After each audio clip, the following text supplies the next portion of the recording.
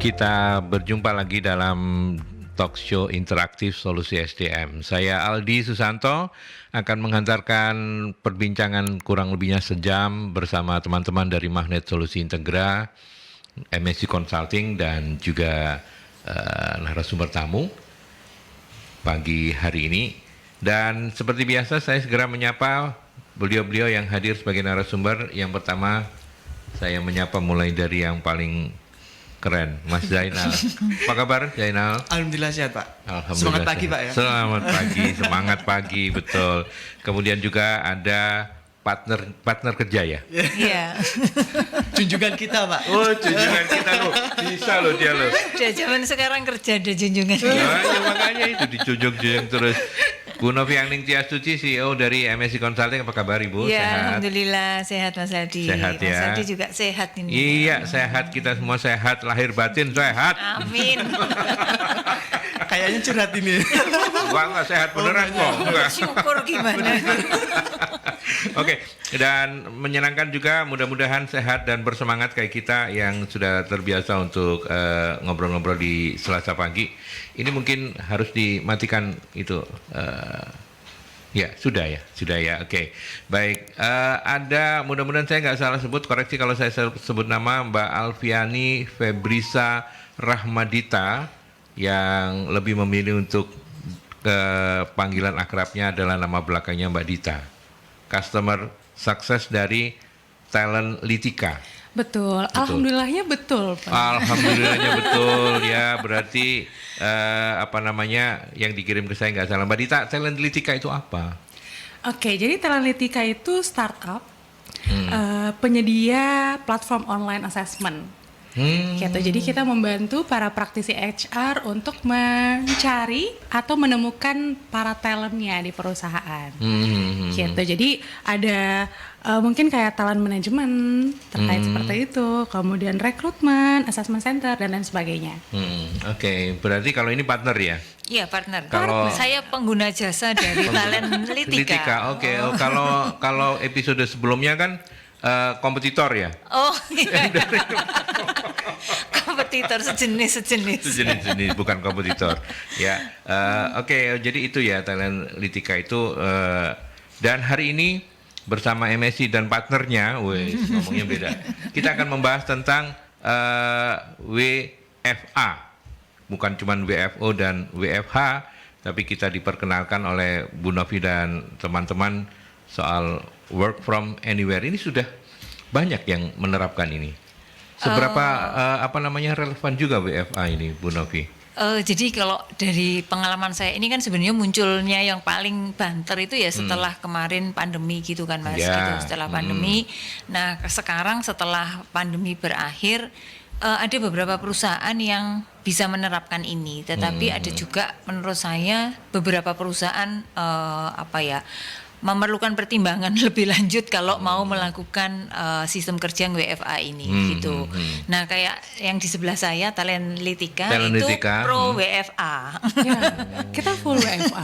Full WFA. Full WFA. Wih, ini pro WFA. Kalau di tempat saya masih WFO Mas. WFO, ya.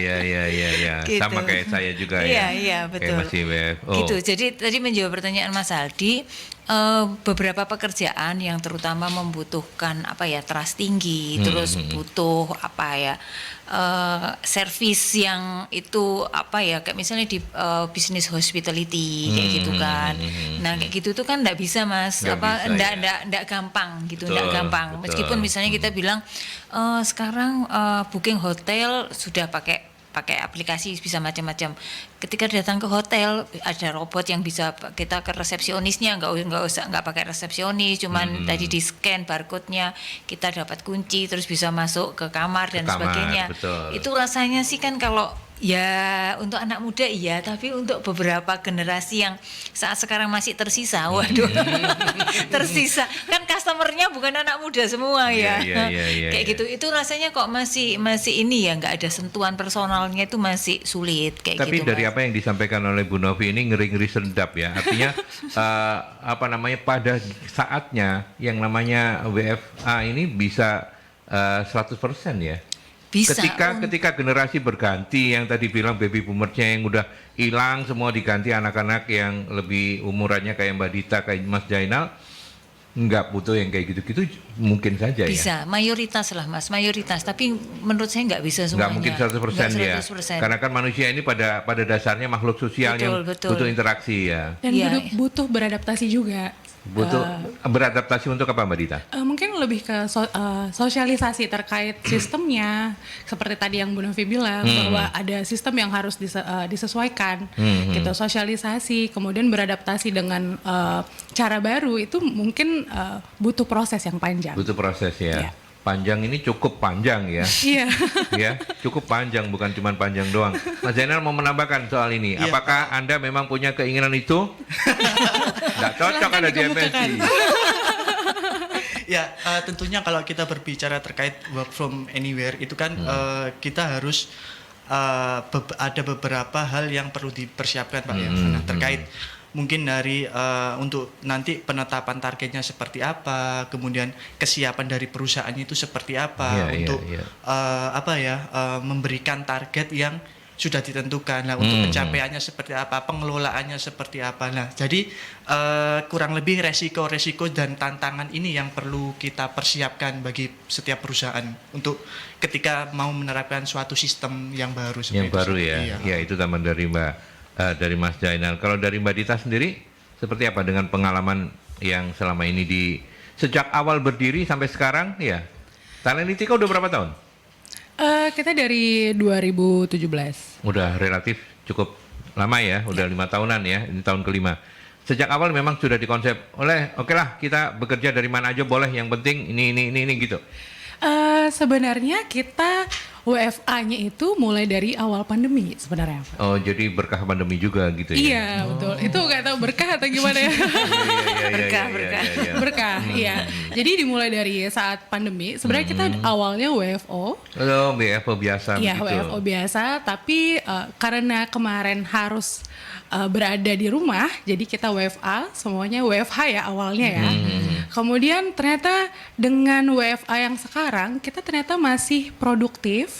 Kemudian kita juga butuh penyesuaian, betul tadi seperti yang Bapak bilang bahwa kita butuh penyesuaian. Yeah. Tapi ternyata dalam proses penyesuaian itu kita masih tetap produktif di dalam proses itu. Walaupun memang banyak resikonya, seperti tadi yang disampaikan Mas Zainal, banyak tantangannya, apa yang harus kita hadapi itu lumayan cukup challenging untuk kita. Gitu. Oke.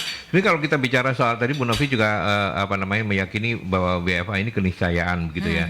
Artinya nggak mungkin bisa semuanya karena ada bisnis-bisnis yang memang tetap memerlukan kehadiran secara fisik gitu ya, apalagi manufacturing gitu ya. Manufaktur, terus Iya. kayak ya rumah sakit lah, jasa kesehatan kayak gitulah. Di lab coba ngambil darah, siapa kalau mesin yang ngambil, ya kalau bener gitu ya. Meskipun Iya. kita tahu bahwa titik nadi kurang lebih sini gitu ya. Iya, Tapi kan iya, kadang iya. pakai orang aja kan, salah, nggak bisa keluar, nggak muncul ininya kayak gitu. Iya, kan, kalau misalnya venanya. diambil darah sama mesin terus kemudian mesinnya error, orangnya Kebablas. keluar lemes.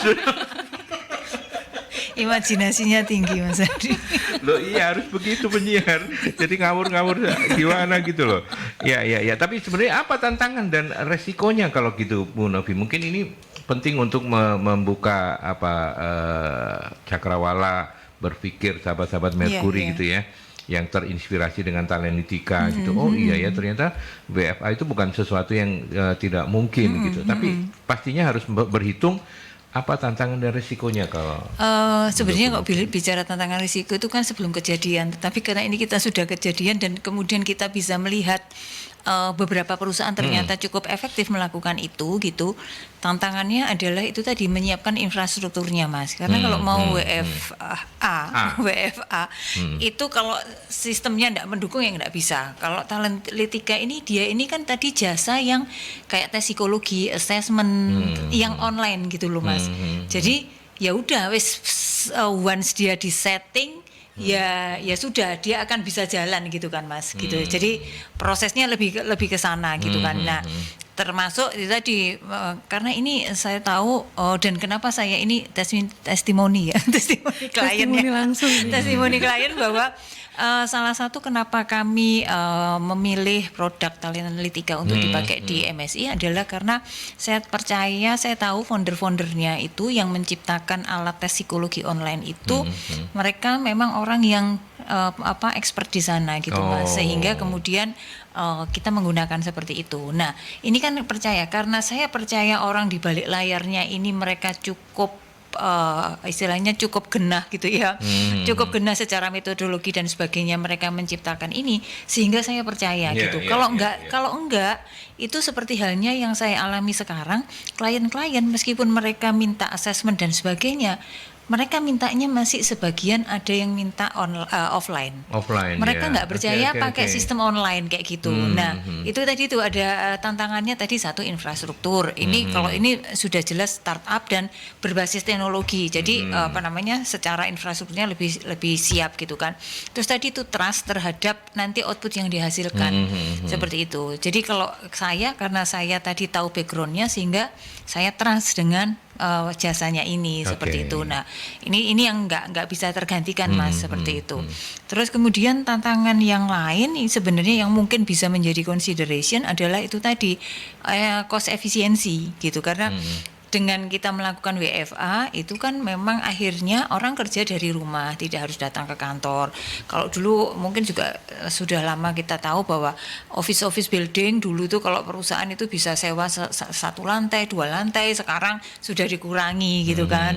Cukup satu yang berapa 3 lantai, cukup 1 lantai gitu kan. Terus kemudian orang juga makin karyawan yang milenial jumlahnya itu juga makin besar 60-70%, di mana mereka ini lebih suka bekerja sambil mereka traveling kayak gitu kan.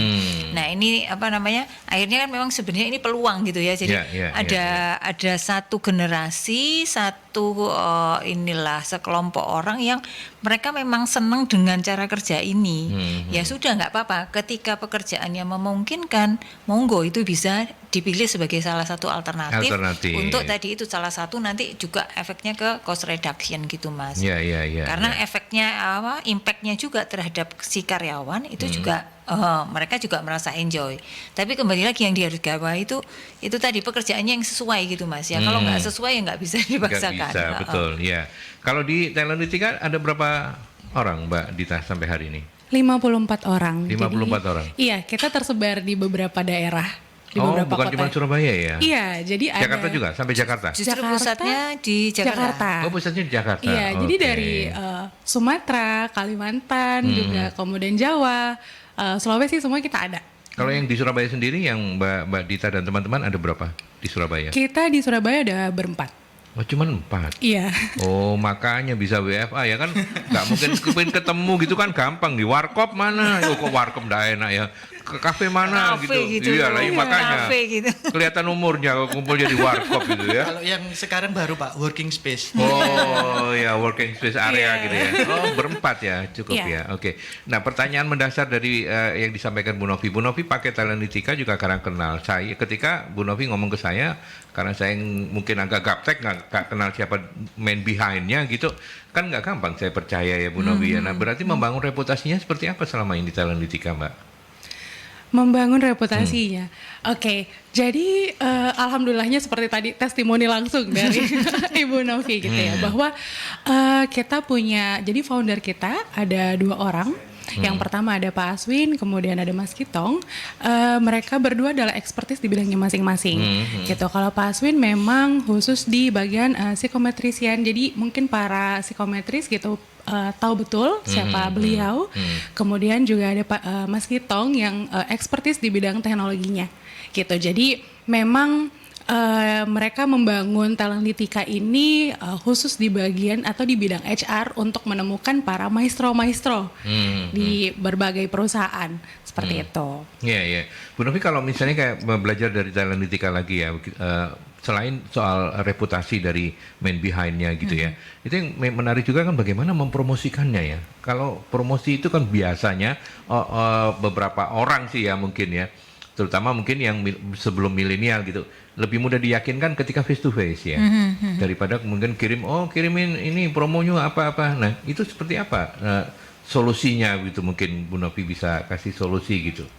Sebenarnya apa ya, jasa apapun atau produk apapun itu kembali lagi ke quality-nya ya Mas gitu ya. Jadi kalau secara produk, kalau kita bicara quality-nya, quality itu artinya lebih ke outputnya, terus kemudian result yang dihasilkan dari itu gitu ya. Jadi kalau saya ngelihatnya ini karena ya kebetulan saya nggak tahu nih, kebetulan karena mungkin di Jakarta, terus kemudian juga foundernya ini kan punya relasi-relasi yang waktu itu mungkin bisa dipakai untuk ini ada kayak gini, terus ya itu tadi begitu ini ternyata cukup efektif, efisien, karena waktu itu saya ingat banget itu waktu awal dikenalkan ke sini sama Pak Heru itu saya masih banyak orang yang masih bertanya-tanya ya kayak gimana Masih kayak skeptis gitu, masih gitu ya. skeptis. Iya, Tapi nah itu dia. begitu pandemi Mas, mau nggak mau orang nggak bisa bepergian gitu kan, nggak boleh keluar kayak gitu, sehingga mau nggak mau akhirnya ini jadi pilihan kayak gitu loh. Seperti itu. Cuman kan nggak mungkin ya kita bilang ke sahabat Mercury, kalau Anda pengen punya perusahaan yang bagus, tunggu pandemi.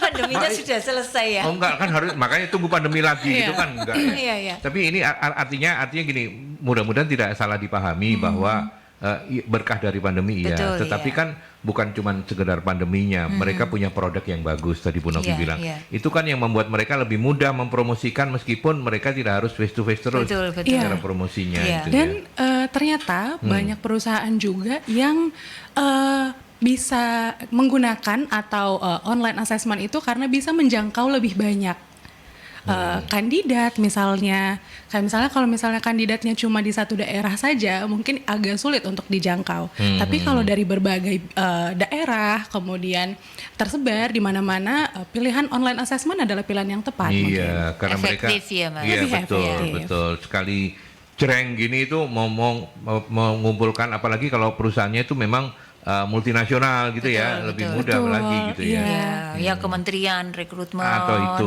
kayak gitulah betul. yang jumlah besar-besar kayak gitu Mas. Dan efisiensi budget juga. Iya, Iya, efisiensi memang budget. BUMN cocok ya, makanya kan MSI ikut berpartner karena BUMN juga gitu kan. Ya, Mas Janan mau menambahkan sebelum saya break ke iklan soal tadi yang sudah kita diskusikan? Ya, kalau terkait penggunaan platform yang seperti ini tuh kita memang melihat ada positif negatifnya juga, Pak. Nah, ketika penggunanya itu untuk kaum milenial, mungkin oke lah adaptif, bisa untuk melaksanakan secara cepat. Namun kami biasanya saya juga menemukan ada kandidat yang sudah kolonial seperti itu. Nah, sehingga Kok kolonialnya ngeliat saya? Bu Novi juga kan? iya, jadi Enggak, belum. untuk Menyakitkan ini. untuk akses assessment-nya itu membutuhkan spek-spek yang harus terpenuhi, sehingga kita juga harus membimbing mereka, sehingga itu memakan banyak waktu juga. Jadi kita bisa ada posisi positifnya dan juga ada sisi negatifnya juga sih. Juga Iya. ya, tapi itulah kehidupan ya. Kita ke penelpon. Selamat pagi Mercury. Selamat pagi, Assalamualaikum warahmatullahi wabarakatuh. Waalaikumsalam, Pak Sumarwito, monggo silakan. Iya, ini kalau mendengarkan Mbak ini sama yang itu kan kalau keadaan normal ya.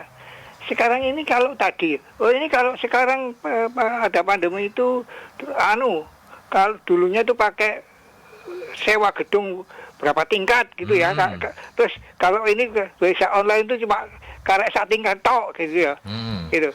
Tapi lah sing duwe gedung iku, sing punya gedung itu penguasa di situ, wali kota atau apa, tapi dia gak ngongkon. Cuma wah iki wali kota aku tak putus, aku gak sewa ya apa kan. Gitu ada hal seperti itu. Ya kan? Jadi kadang ada orang-orang kuasa seperti itu ya. Contohnya saja gini ya, Mas. Saya itu ponakan saya itu digeruduk narkoba. Ya digeruduk narkoba. Neng Agartera digeruduk, digowo, tapi enggak digowo neng nggone Bobiro, enggak. Dekek Hotel Malibu. Ya. Wong tuane dihubungi. Ya. Adikku. Pak, kalau enggak bisa saya bebaskan. Diproses. 5 juta. Nah, terus adikku njaluk tulung duluku sing polisi, sing kombes tapi wis pensiun. Moro nang gone Bobiro. Gak direken. Terus adikku hubungi aku, tak parah nih. Ketemu Pak Iqbal. Nah, Pak Iqbal itu kan apa itu dulu itu masih AKBP, bagian personil. Dilolokno sing bagian narkoba iku. Lah apa kok gak digawe ning nggone anu. Loh itu Pak, apa itu? Dia itu ada sepet di situ, ada sepet apa gitu. Loh, lah wong bapak itu dokter hewan masa gak oleh duwe sepet ning omah. Nah, jadi hal-hal seperti itu ada, hal-hal seperti itu. Ono sing kan kita kalau kita memperpanjang SIM atau apa gitu, apa kesehatannya jalur ning nggone polisi. Iya toh? Nek kesehatan dhewe dokter apa Jawa itu goblok kabeh kan gitu ya. Kan repot. Itu KPK gak wani enggak. KPK mbak polisi juga wedi. Lah polisi ini gak jujur, ambek aku wedi. Iya toh? Jadi kalau ada hal-hal seperti itu, ya apa caranya ngatasi sing wani? Sing kalau saya berani Mas, saya itu di Sidoarjo diomongi, Pak, nanti Bapak saya tuntut pencemaran baik. Silahkan ayo tak hadapi. Harus berani. Bisa gak begitu? Terima kasih. Assalamualaikum warahmatullahi wabarakatuh. Waalaikumsalam. Komentar saya singkat Pak. Sayang Pak Sumarwito sudah 60 tahun lebih ya. Seandainya Bapak baru 40-an tak calonkan presiden. Serius Pak, serius luar biasa. Tapi ya agak out of context tetap. Cuman nanti monggo ditanggapi. Ini kan di luar sistem ya, sesuatu yang di luar kekuasaan kita semua. Tapi kita ke iklan dulu deh. Oke, silakan untuk berkomentar. Mungkin diwakili Bu Novi saja untuk menjawab Pak Sumarwito. Oke. Intinya adalah perlu pemimpin yang berani untuk membenahi Indonesia supaya nggak korup, supaya nggak ya segala macam kekurangannya itu kan. Monggo Bu Novi. Oke, baik. Ini tadi kan awalnya Pak Sumarwito ini apakah berani nolak gitu kan kalau misalnya ini ada relasi kuasa gitu kan. Iya, ada. Dalam situasi yang saat sekarang ini Pak gitu supaya bisnis tetap bisa bertahan ya kita wali kota pun mestinya juga tahu bahwa bisnis tetap jalan itu ya juga harus mereka harus ada cuannya gitu ya. Kalau sudah nggak cuan terus kemudian kondisi tidak memungkinkan, menurut saya kok bisa dipahami bahwa mereka tidak sewa tempatnya lagi gitu, pasti ngerti lah gitu loh. Kalau menurut saya kok seperti itu gitu. Jadi tidak meskipun ada relasi kuasa gitu, tetapi kalau memang tidak memungkinkan ya itu sangat dimungkinkan. Maksudnya relasi kuasa itu mungkin tidak akan terlalu mencekam buat kita karena ya memang kondisi bisnis yang menuntut seperti itu gitu Mas. Itu aja sih kalau komentar saya supaya tetap relevan dengan topiknya Mas. Dengan topik kita ya. Tapi terima kasih Pak Sumarwito sudah selalu mengingatkan kita, menitipkan pesan-pesan baik untuk kita. Begitu ya, terutama anak-anak muda ini. Ya, kalau jangan lupa sejarah gitu ya. Ya, jangan lupa sejarah. Terus nanti kalau misalnya suatu saat Zainal jadi wali kota misalnya lu kan dia kan, atau Dita jadi gubernur, bupati atau apa di Makassar sana gitu kan. Ya, supaya menjadi pemimpin yang amanah itu dari Pak Sumarwito. Terima kasih banyak Pak Sumarwito. Terus kemudian pertanyaan tadi ketika kita break untuk iklan, Mbak Dita juga menyampaikan begitu ya, bahwa ternyata dari 4 temennya itu setiap bulan memang harus ketemu dan itu penting untuk engagement. Cerita dong. Jadi kita karena kita tidak pernah ketemu, jadi Talentika berpikir nih gimana ya caranya teman-teman kita ini masih tetap engage karena kalau misalnya kita WFO kita bisa ketemu, misalnya kita mau ngobrolin tentang pekerjaan bisa langsung ke ruangannya gitu, ke ruangan sebelah gitu. Kalau misalnya kita mau meeting ada disediakan ruang meeting, tapi kalau kita WFA kita di mana nih gitu, atau engagement kita setiap tim tuh gimana gitu. Akhirnya Talentika berpikir bahwa memang seperti yang tadi Bu Novi sampaikan bahwa kita harus punya sistem yang benar dulu atau setidaknya lebih efisien dan sama efisiennya ketika kita masih WFO. Nah salah satunya adalah kita setiap bulannya ada jadwal ketemu namanya Friday I'm in Love. Karena di hari Jumat. Bukan Friday Nightmare ya bukan. Untungnya I'm in love gitu. Nah jadi setiap Jumat di akhir bulan atau di awal bulan itu kita ada program untuk setiap daerah ketemu di daerahnya masing-masing. Misalnya di Surabaya kita kumpul di Surabaya. Kemudian yang di Jakarta, di Bandung, Bogor, Jawa lainnya juga ketemu di satu tempat yang sama gitu. Agar setiap tim tuh bisa ketemu satu sama lain. Oh ternyata seperti ini loh wajahnya gitu. Cara keseluruhan tim juga ada momen yang mungkin setahun sekali atau 2 tahun sekali ada nggak? dari Jakarta mana kumpul di mana, mungkin tahun ini Jakarta, tahun ini Surabaya gitu. Gimana pengalaman? Kan udah 5 tahun nih berarti. Belum ya kalau Kemarin Januari kita habis outing. Oh. Jadi keseluruhan Kalau outing tim- itu semua Iya. Indonesia. Satu Indonesia. Di kumpul. Jakarta mesti? Enggak juga. Kemarin kumpulnya kita di Bandung. Nah, di Bandung. Jadi Oke. 3 hari 4 hari 3 malam kita ada di Bandung. Terus kemudian sedikit ada bisnis meetingnya, kemudian Ada banyak seneng-senengnya juga. Iya banyak gitu. seneng-senengnya Jadi itu gitu. lebih apa ya? Setelah itu malah kita merasa bahwa kita lebih dekat. Akhirnya ngobrol tentang pekerjaan, tidak lagi canggung karena kita sudah ketemu satu sama lain. Karena kan yang mungkin yang dari Padang kita nggak pernah ketemu nih. Oh, pada saat outing kita ketemu gitu. Dan itu diusahakan untuk ada setiap tahunnya. Oke, itu yang offline ya. Kalau yang online setiap apa? Bulan? Ketemuan semua? Kalau online itu kita ada program juga namanya nongkrong online di setiap hari Jumat juga dan semuanya ikutan. Oh. Jadi ada programnya, misalnya ada games di hari itu, kemudian ada sharing di hari itu juga, atau ada agenda-agenda lain. Jadi selain itu juga mungkin ada weekly meeting gitu ya, setiap minggu, kemudian ada bi-weekly, odading setiap bulannya juga. Jadi program-program banyak untuk membuat kita jadi meminimalisir miskomunikasi. Oke, yang jadi penting. saya bayangkan kalau Jumat itu yang Surabaya ngumpul, selain itu juga online sama daerah-daerah yang lain juga gitu. Betul. Pokoknya hari Jumat itu hari seneng-senengnya Iya. Thailand Litika ya. Betul. Jangan lupa sholat Jumat ya. Nanti seneng-seneng terus lupa nggak sholat Pak. Ya benar kan Mbak Zainal ya. Iya. Loh. Harus tetap ya. Harus tetap ya. Oke. Bu Nafi, menarik ya dari apa yang disampaikan Iya, ini. iya. Komentarnya seperti Iya, apa?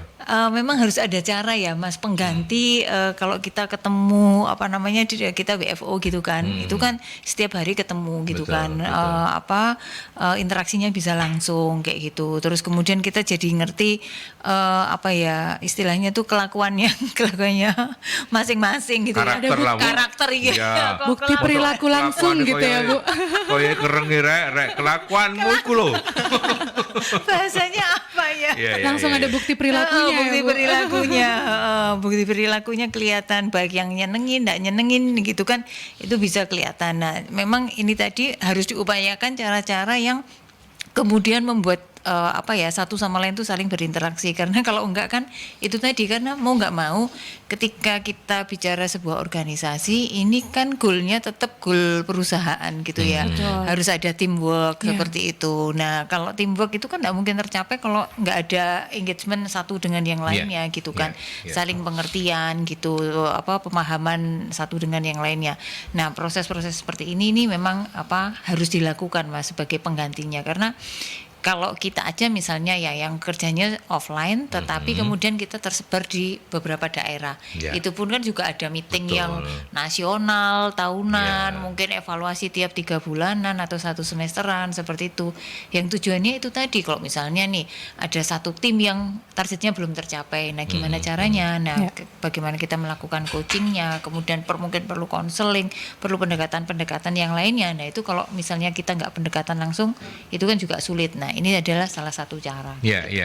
Dan apa yang disampaikan oleh teman-teman Thailand Litika ini kan kemudian memperkaya wacana kita supaya sahabat-sahabat Merkuri juga tidak terlalu sempit pemahamannya bahwa work from anywhere itu pokoknya kerja dari manapun, yang penting ini bukan. Mereka tetap punya harus ada cara-cara untuk membangun engagement, ya, Iya. kemudian Betul. menyamakan visi misi, ya Betul. benar kan? Target tercapai. Target tercapai itu penting. Itu penting juga, gitu. Iya, Jangan betul. terus kerja dari mana-mana tapi terus hasilnya seenaknya. gitu, Jalan-jalan Iya, kemana-mana. Nah, itu dia. Mas Zainal mau menambahkan? Ya, mungkin gini Pak ya, kalau itu tadi kan terkait dengan pihak kantornya. Namun ini ada beberapa, misal nih saya pegawainya yang WFA. Ya. Nah, ini ada stigma orang-orang yang di lingkungan kita. Loh, ini orang ini kok nganggur sih? Nah, Iya. padahal kita kan nggak tahu bahwa kita nganggurnya itu tetap produktif gitu. Nah, ini mungkin perlu juga untuk bagi stigma orang-orang ini kita harus bisa mengedukasi bahwa sebenarnya WFA juga bisa produktif seperti itu. Nah, tentunya juga kalau kita berbicara terkait, kan ada orang yang suka sendiri Pak ya dalam bekerja, dan juga ada orang yang suka untuk sama kumpul-kumpul sama teman, nah gitu. Nah, ketika orang yang suka bekerja dengan rekannya, kemudian dia harus dihadapkan di posisi yang, waduh, aku sendiri nih gitu, nggak ada teman, nggak ada apa, cuma menghadap laptop ini kayak jenuh, bosan, nah sehingga ini juga akan mempengaruhi target yang sudah ditetapkan seperti itu. Nah, ini perlu untuk yang sudah disebutkan Bu Novi tadi, ada coaching, mentoring atau konseling yang itu yang harus dilakukan. Nah, ini perlu juga diperhatikan oleh bagi HR yang mengadopsi sistem ini seperti itu. Iya. Dari Mas Jainal menarik kalau ataupun misalnya bekerja secara WFA ya, tapi harus kenal sama lingkungan sekitar ya, tetap harus menjalin relasi ya, kalau enggak dikira teroris nanti. Kok di rumah terus gitu ya. Enggak, kita kenal sama tetangga-tetangga. Kebetulan ya gimana ya Pak, di rumah aja ya. Enggak kenal. Nggak kenal. Teroris loh, hati-hati ya. Jangan Habis ya. ini saya harus keluar berarti. Ya, oke. Menarik ya, dan sebentar saya coba cek dulu. Oh, ini ada Pak Farid. Selamat pagi Pak Farid, terima kasih ya sudah mampir di perbincangan solusi SDM bersama MSC dan narasumber tamu. Kalau Pak Farid gini, apa ada perbedaan dalam hal salary karyawan WFO dan A, ya, office dan anywhere, atau kesejahteraan yang didapat karyawan juga ada perbedaan? Nggak ada ya mestinya. Kalau ya. Tapi menurut saya mungkin komponennya aja Mas. Jadi misalnya ada perusahaan yang iya. memberikan komponen transportasi, Nah, itu bisa nggak ada makan, gitu ya. bantuan makan, yang itu bisa bisa tidak karena WFA juga tidak diberikan gitu loh.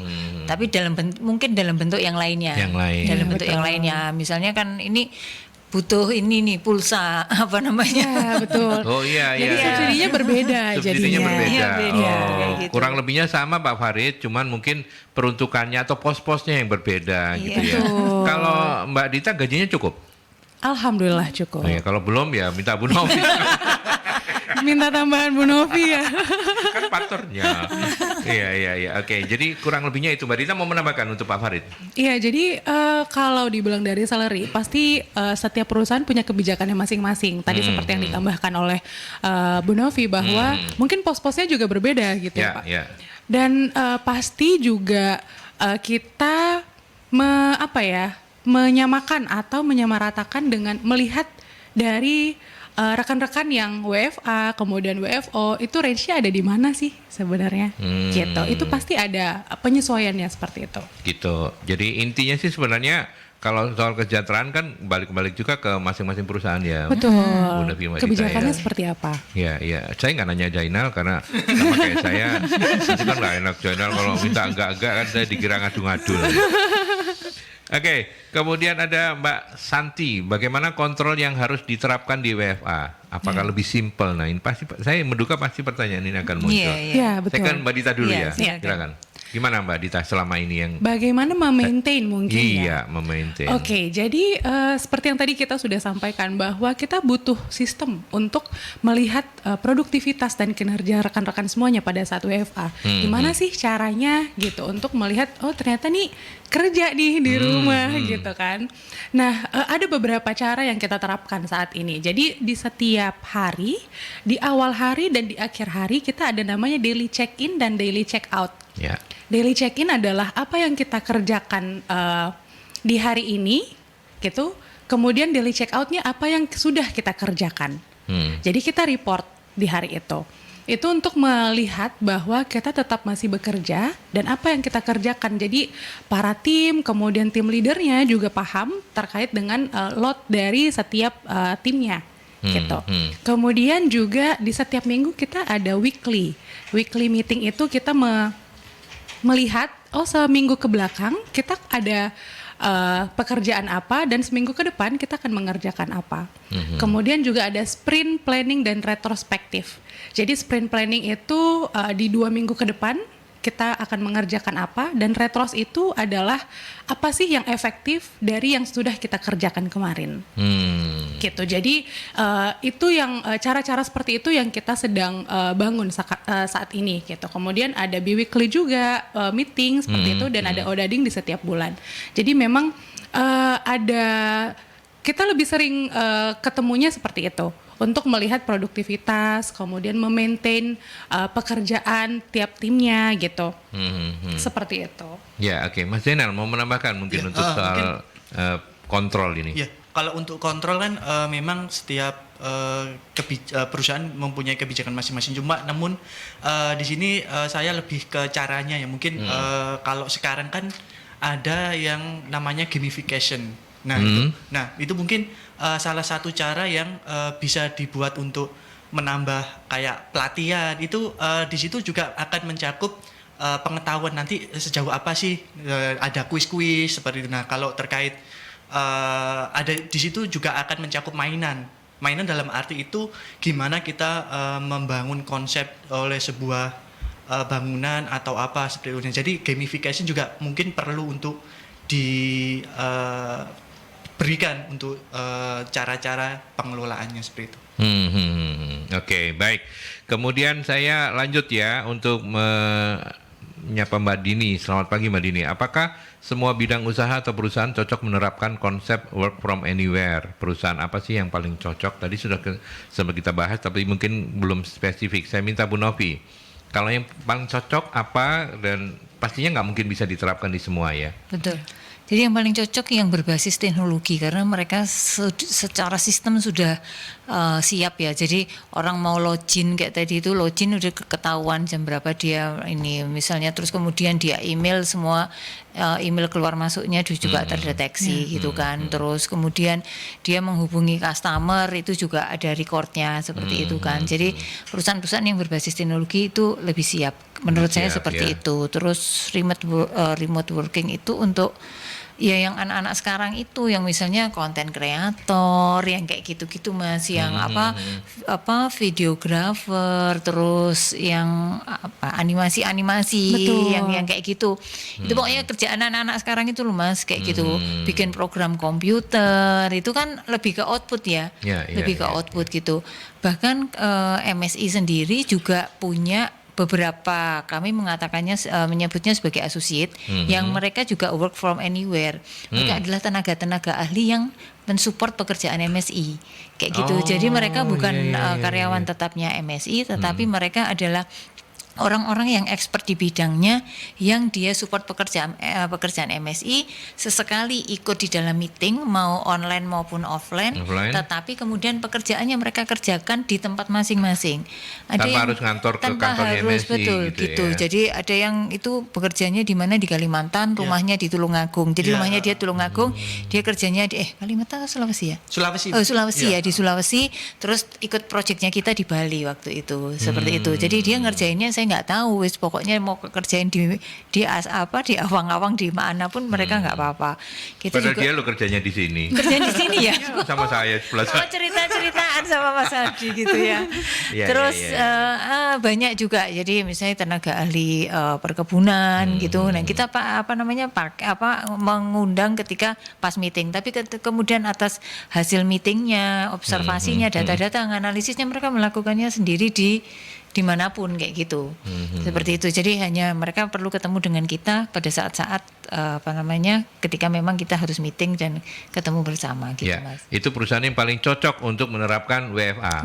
Jadi bisa dipilih lah ya. Yang paling berat dalam tanda petik, yang paling sulit untuk mengadopsi keseluruhannya perusahaan apa? Manufaktur yang pastinya. Manufaktur Mas, manufaktur yang masih tergantung pada mesin, tenaga manusia.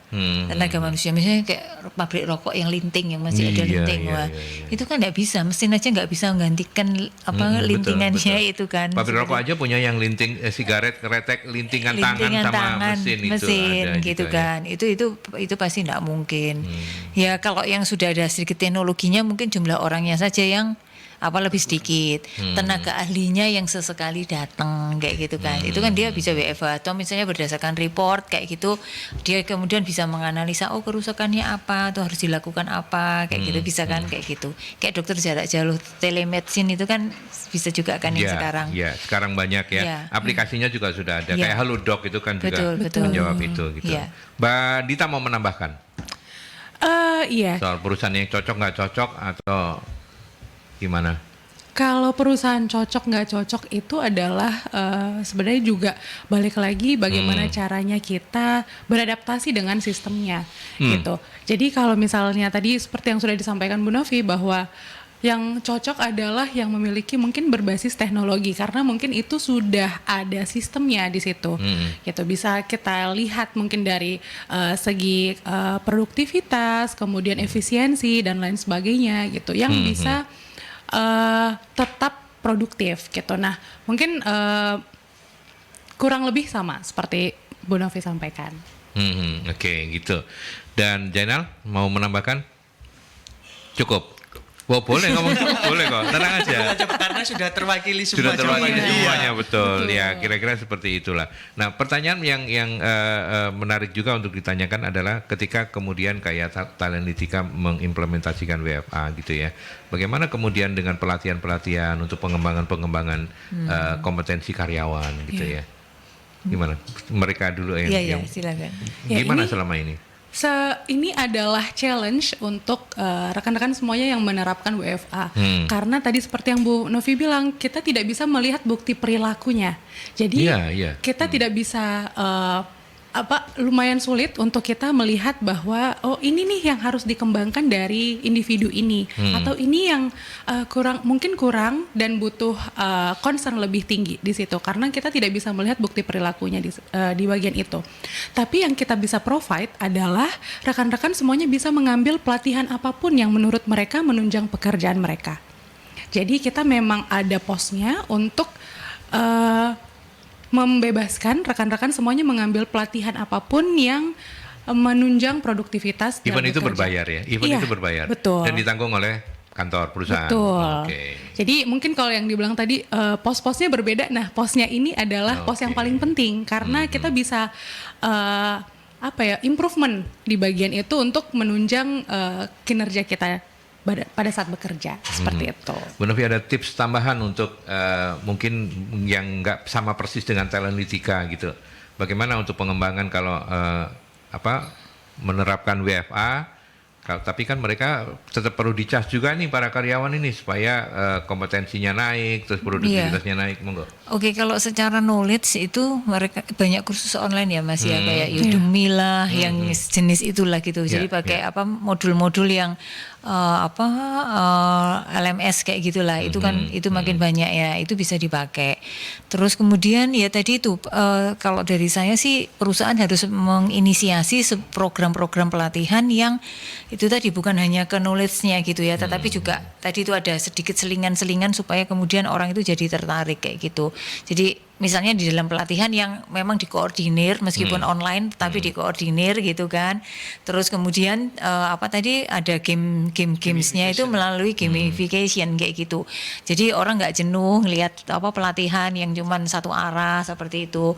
Terus kemudian ini tadi untuk memastikan bahwa kalau misalnya ini ya ke karakter memang itu tadi agak sulit ya langsung untuk ini. Tetapi kalau kita knowledge kemudian yang kira-kira berkaitan langsung dengan kinerja itu dengan itu tadi porsi pelatihan yang kita berikan itu lebih banyak yang kaitannya dengan penugasan. Jadi habis ikut pelatihan ini materinya dia dapat ada penugasan yang relevan dengan itu dan yang usahakan yang yang menunjang atau berkaitan dengan pekerjaannya sekarang. Seperti itu. Jadi case-nya itu dia harus ambil dari yang apa yang dia lakukan pekerjaan sekarang sehingga apa yang dia dapat dari secara teorinya tadi itu langsung bisa diaplikasikan gitu Mas. Sehingga kemudian ya itu tadi bisa membooster kinerjanya dia. Kayak gitu. Nah kalau secara motivasi ya itu tadi cara-cara yang meeting mingguan, bulanan kayak gitu. Terus itu tadi kopi darat yang begitu Mas. Yang Jumat hore tadi itu ya, Jumat hore itu ya. Mas Jainal mau menambahkan kalau soal ini? kalau terkait pelatihan mungkin yang diperlukan untuk saat ini mungkin training need analisisnya yang lebih sesuai Pak ya. Jadi ketika satu orang membutuhkan apa, nggak semata-mata kita langsung memberikan, tapi kita juga menganalisa, memberikan TNA-nya apa sih yang mereka butuhkan sebenarnya, sehingga kita mampu untuk memberikan secara tepat apa yang dibutuhkan oleh mayoritas seperti itu. Oke. Keasikan membahas, saya lupa iklan diketipi sama Nila. Iklan harus kita tayangkan dulu ya, kita putar dulu iklannya. Oke, kita lanjutkan kembali ya. Waktunya memang pendek banget, tapi saya coba cek dulu ada Mbak Dini sudah tadi. Oh, ini ada Mbak Reni. Menurut orang-orang, work from anywhere itu adalah sistem kerja yang bisa bikin kita lebih produktif dengan waktu kerja lebih singkat. Tapi untuk beberapa orang yang kesulitan melakukan manajemen waktu, WFA justru bisa mengganggu work-life balance. Ya. Kalau kasusnya seperti ini, bagaimana solusinya? Monggo. Iya, ini Ke Dita dulu. tantangan yang nyata gitu ya, Pak. Karena ada beberapa, saya kemarin sempat diskusi juga dengan teman-teman bahwa ternyata produktivitas ketika WFA itu lebih tinggi gitu di kita gitu ya. Dikarenakan apa? Karena ternyata kita itu tidak kita fokus terus gitu di depan laptop, kemudian bekerja gitu ya. Itu untuk orang-orang yang mungkin memang punya manajemen waktu yang cukup baik seperti yang disampaikan gitu. Dan bagaimana kalau misalnya orang tersebut tidak punya manajemen waktu yang baik ketika WFA gitu. Nah, itu mungkin ditunjang dengan membuat tas-tas setiap harinya. Jadi kita bisa lihat, oh, yang harus dikerjakan, yang dikejar hari ini adalah apa. Jadi tas to-do list gitu mungkin di setiap harinya kita mungkin bisa buat itu. Kemudian kita juga bisa mengingatkan diri kita bahwa oh, hari ini kerjaannya apa dan sudah terselesaikan atau belum gitu. Karena tantangannya juga itu, kita tidak bisa melihat work life balance-nya gitu ketika kita WFA, karena mungkin keasikan bekerja sampai lupa nih ternyata oh udah malam aja nih gitu, karena kita keasikan bekerja. Nah, itu mungkin jadi tantangan kita ketika WFA. Dan satu lagi adalah cara kita bekerja atau workspace kita gitu. Ketika bekerja itu sangat berpengaruh terhadap produktivitas, karena kalau misalnya kita kerja sambil tiduran itu kayaknya selain produktivitas mungkin tidak cukup baik, fisik dan mental kita mungkin juga tidak baik juga untuk ini kesehatan fisik dan mental kita ya. Betul. Jadi soalnya gampang ngantuk kalau sambil tiduran itu. Jadi kita harus punya workspace yang proper lah, seperti mungkin halnya di kantor gitu. Jadi ada mejanya, kemudian kursi yang proper juga supaya pada saat bekerja postur tubuh juga tetap sama, stabil. Kemudian jangan lupa untuk banyak bergerak juga, karena kalau misalnya WFA mungkin kita duduk terus ya Pak. Jadi agak kurang pergerakan pada saat bekerja di rumah gitu. Oke. Banyak menariknya ya. Memang ini sesuatu yang baru. Mas Zainal mau menambahkan, kalau WFA harusnya sambil apa gitu? Mungkin lompat tali kayak apa gitu? Ya, kalau saya memang itu Pak, bukan pro yang terkait WFA, karena menurut saya WFA itu membuat sebagian orang itu malas untuk bekerja walaupun mereka sudah ditetapkan target ya seperti itu. Bukan malas sih, tapi lebih ke gimana nanti pengelolaan mereka untuk memanage pekerjaannya seperti itu, sehingga kekhawatiran itu yang perlu untuk terselesaikan terlebih dahulu sebelum melaksanakan pekerjaan itu. Menjadi concern berarti ya. Ini bukan karena bicara di depan junjungan, bukan ya? Karena kebetulan WFO gitu ya. Iya, karena junjungannya WFO, terus kalau mau WFA ya apa, padahal dia kepingin WFA. Oh, kalau dia seneng karena dia jalan-jalan ke kota, Mas Aldi. Dia orang desa tuh. Lu Jainal, kamu tuh orang desa tuh. Setiap hari harus melewati Daerah-daerah. batasan. Oh, Loh dia nih nyebrang sungai kalau ke kantor. Oh iya, Eh, iya. Naik kapal feri. Nggak cukup Surabaya coret ini ya berarti ya. Saya lumayan Surabaya coret gitu Itu ya. tadi loh naik kapal feri dia. Harus tiap hari naik kapal feri. Kapal feri yang dari bawah apa kayu itu ya. Kayu alias GT. Oh, alah nyebrang gitu. Wah seru banget ya. Seru ya, iya. Pernah lihat buaya? Lo kan jangan membahas ini. Ayo Bu Novi ini loh yang garai. Ayo, kalau Bu Novi gimana? Itu tadi dari sisi manajemen atau perusahaan itu tadi sistem monitoringnya itu harus lebih kuat kayak gitu dan juga evaluasi Mas kayak gitu karena itu tadi kesulitannya memang kita harus aware nggak semua orang itu punya self discipline gitu ya. Terus ya itu tadi monitoringnya terus kemudian evaluasinya seperti itu Mas itu penting sekali dan kalau ada yang mengatakan bahwa dulu kan banyak orang yang seneng kepingin kerja dari rumah gitu ya. Anak saya udah 2,5 tahun dia banyak sebagian besar pekerjaannya itu waktu pandemi dia full WFH. Sekarang dia seminggu WFO seminggu WFH gitu. Itu pun dia merasa banget bahwa jenuh burnout yang kayak gitu kan. Seperti itu dan itu tadi kalau ada anaknya temen juga yang dia resign dari perusahaannya sebuah konsultan di Jakarta internasional yang dia melihat teman-temannya itu tadi ketika dia kerja dari rumah ngerjakan proyek-proyek karena konsultan dia kerjaannya cuma duduk di depan meskipun tadi itu di punya workspace di rumahnya tapi kemudian dia hanya makan terus kemudian minum terus kalau dia lagi burnout dia ya kayak minum sedikit alkohol kayak gitu akhirnya sakit dan meninggal jadi anak teman saya jadi takut kerja di situ terus akhirnya malah dia resign artinya tidak semuanya positif kalau kita sendiri itu tadi nggak bisa ngatur nggak tahu cara bagaimana kita mengatasi kalau itu tadi karena ketika pekerjaan itu sudah benar-benar peak kayak gitu terus kemudian kita dikejar target terus misalnya ngekos nggak ada orang yang monitor gitu ya ataupun kalau di rumah kemudian dibuka pintunya oleh keluarganya terus jangan diganggu gitu nah itu kan kadang kita nggak berani ngapa-ngapain ya nah itu kan akhirnya nggak ada yang monitor gitu loh Mas gitu jadi itu juga salah satu aspek yang jadi challenge besarnya kayak gitu Self controlnya ya. Betul self controlnya. Work life balance itu loh ya penting juga. Penting Betul. banget. Ya. Kita ada Orang tahu program batasnya tuh Pak. gitu. Kita ada program namanya Charity Miles. Jadi setiap misalnya nih yang di Surabaya nih kita olahraga bareng gitu.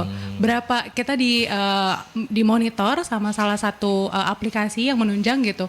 Misalnya kita larinya berapa kilometer atau kalau berenang kita seberapa lama gitu. Nah, hasil dari itu menjadi charity untuk perusahaan gitu. Jadi nanti akan disalurkan ke orang-orang atau ke lembaga yang membutuhkan dari hasil itu. Jadi merangsang kita untuk tetap produktif, olahraga gitu untuk yaitu work life balance-nya harus tetap terjaga gitu. Dan itu memang itu memang dipikirkan oleh perusahaan ya. Iya, betul. Iya, itu kan sekarang ada aplikasi kayak misalnya lari yang pakai Strava lah gitu betul, ya. kita pakai misalnya, Strava. Sama-sama start jam 5 misalnya gitu ya. Udah mau dimanapun itu pokoknya jalan minimal sehari 4 kilo misalnya kayak gitu kan. Terus sudah jalan bareng-bareng nanti sama-sama dilihat sampai jam berapa itu dapatnya 4 kilo sampai jam berapa Sampai kayak jam gitu. berapa? Kamu paling telat apa paling cepat? Kan harus getek tadi itu. Getek itu bahaya loh. Selalu Lumayan nomor 1 jauh. dong, Pak. Kenapa? Selalu nomor 1. Oh, nomor satu. Pengorbanannya untuk menuju ke kantor lumayan ya. Iya. Oke, baiklah kita sudah sampai di bagian akhir dan mungkin kita akan tutup dengan closing statement dari masing-masing narasumber dimulai dari Jainal. Oke. Kira-kira apa yang menarik dari WFA, apa yang harus diperhatikan, monggo. Oke, mungkin dari saya yang perlu diperhatikan sebelum menerapkan sistem WFA yaitu yang pertama komitmen. Komitmen kita bersama seperti apa untuk menerapkan sistem ini, kemudian persiapan dari perusahaan sendiri terkait mungkin sistem penargetan atau sistem pengelolaan pekerjaannya seperti apa, dan juga bagi HR-nya itu harus aware terkait dengan kesehatan mentalnya, kemudian untuk pengelolaannya seperti apa, dan juga tentunya memotivasi mereka seperti apa, seperti itu sih Pak. Oke, baik, thank you Mas Jainal. Mbak Dita, closing statement dengan apa yang selama ini sudah diterapkan di Talentika, kemudian apa juga yang harus tetap menjadi perhatian? Ya, jadi WFA adalah salah satu mungkin pekerjaan yang sudah tidak asing lagi untuk saat ini, dan harus dibarengi dengan berbagai aspek yang harus menunjang seperti sistem yang cukup kuat, kemudian birokrasi mungkin yang juga cukup kuat gitu untuk tetap pada on track gitu. Jadi target on track, kemudian visi misi perusahaan juga tetap berjalan, kemudian kesehatan fisik dan mental para karyawannya juga tetap terjaga. Itu dengan cara mungkin dari self controlnya kita masing-masing untuk tetap berolahraga walaupun WFA, kemudian tetap produktif dengan caranya masing-masing. Oke, Alfiani Febrista Rahmadita. Mbak Dita, thank you. The customer success dari Talentika. Terima kasih banyak ya. Terima kasih banyak. Kapan-kapan ngobrol lagi. Oke. Bersama atau tidak bersama Bu Novi juga boleh. Oke. Silahkan. Sekarang saya ke junjungan kita semua ya, Zainal ya. Oke, Bu Novi, closing statement-nya apa? Sebagai alternatif WFA bisa jadi pilihan bagi beberapa perusahaan karena selain tadi ada kontrol dan sebagainya yang harus atasi tantangan-tantangannya, mungkin tadi belum sempat kita bahas tapi saya sampaikan misalnya ada karyawan-karyawan yang ingin tetap berkarir sementara dia menikah dengan pasangannya yang harus bekerjanya moving gitu ya. Ini bisa jadi alternatif. Ini baik bagi orang-orang atau teman-teman yang secara pribadi atau mungkin dari perusahaan yang tahu bahwa ada karyawan yang seperti itu. Nah, ini kan bisa dipakai untuk yang WFA. Terus kemudian juga ada orang yang kepingin, yang masih cinta di daerahnya gitu. Dia nggak mau kerja ke tempat lain, dia cinta di daerahnya, tetapi kesempatan kerja di daerahnya ini terbatas. Nah, ini dia bisa cari pekerjaan yang tadi itu WFA kayak gitu ya. Jadi dia tetap bekerja tanpa meninggalkan misalnya orang tuanya yang harus dia jaga gitu, atau dia senang lah di daerah situ. Atau satu lagi sebenarnya bagi society itu juga hal yang bagus karena ada orang-orang yang WFA terus kemudian mereka memilih tinggal di daerah kayak tadi itu misalnya tinggal di daerah atau memang dia kemudian menetap di mana. Nah, ini sebenarnya hal yang bagus karena apa? Dia bisa memajukan daerahnya dengan pengetahuan dengan ini yang dia miliki. Karena itu tadi nggak selalu bahwa hal-hal yang peradaban yang sudah modern itu hanya di kota-kota besar gitu. Pemikiran-pemikiran yang baik bukan di sana, tetapi ada orang-orang dari daerah yang ada di daerah-daerah yang tadi itu dia bekerjanya di organisasi yang bagus dan dia bisa membawa daerah tempatnya itu menjadi hal-hal yang baik kayak gitu, peradaban yang lebih baik. Nah, itu mungkin hal-hal lain yang bagi Bapak Ibu bisa pertimbangkan untuk mencari talent-talent terbaik yang mungkin ketelisut di mana-mana dan memungkinkan mereka untuk melakukan WFA itu. Ya, untuk motretnya Anda bisa bersama Talentika, tentu juga bisa bersama MSI ya. MSI bisa. Yang menemukannya kan harus pakai jasa. Kalau ke Talentika berinya harus banyak, harus minimal 100 ordernya. Kalau ke kami bisa retail. Oh, itu loh, sudah itu persaingan yang sehat ya. Silakan. Kolaborasi. Iya. Nomor teleponnya tetap ya. Oke, tetap Mas. Berapa aja nomor teleponnya? 0811 33 0811 340 5557. Itu nomor telepon saktinya MSI. Tapi terima kasih ya Jainal, Mbak Dita, Bu Novi, terima kasih banyak sudah memperkenalkan konsep work from anywhere. Mudah-mudahan ini menjadi wacana yang kemudian Anda pahami tidak sepenggal-sepenggal. Sudah cukup banyak yang kita perbincangkan dalam topik ini. Sampai kita ketemu dalam Talk Show Solusi SDM selanjutnya. Saya Aldi, pamit.